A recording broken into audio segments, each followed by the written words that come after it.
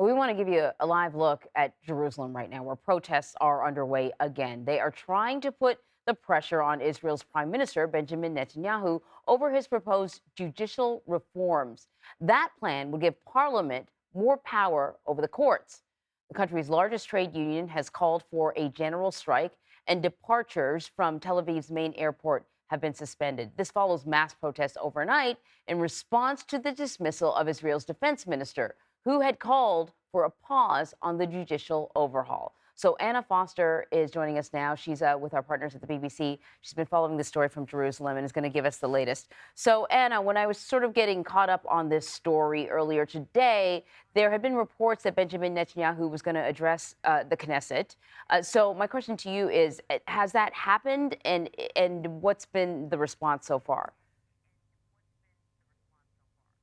You're right to think that it was supposed to happen, but it hasn't. There were briefings this morning that he would address the nation, but so far no comment from Benjamin Netanyahu. But the pressure, Anne-Marie, is really growing. I was with those protesters in the heart of Jerusalem until 3 o'clock this morning outside the Knesset.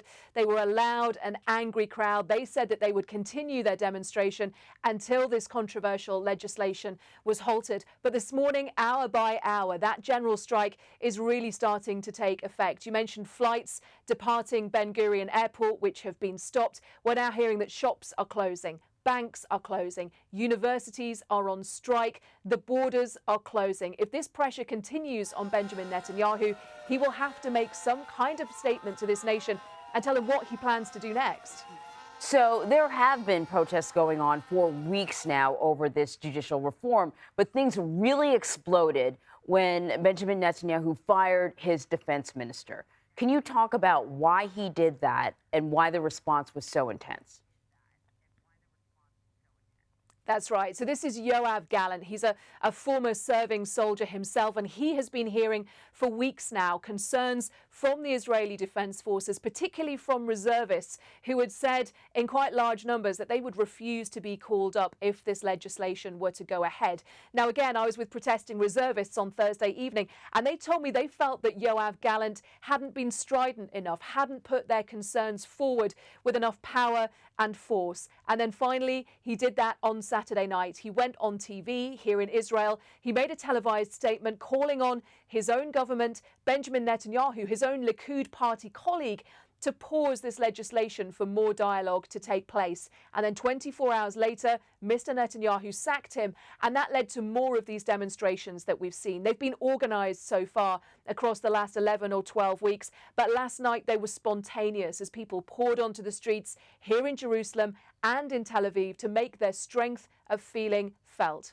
And Anna, just explain to us about this judicial reform, kind of the arguments for and against it.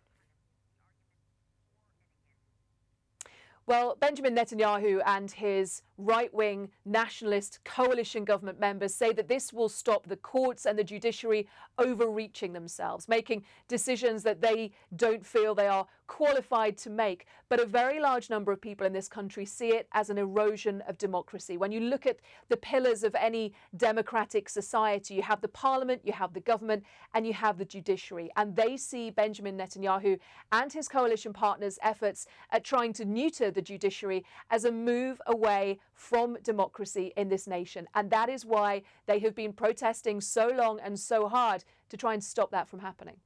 Anna, thank you very much.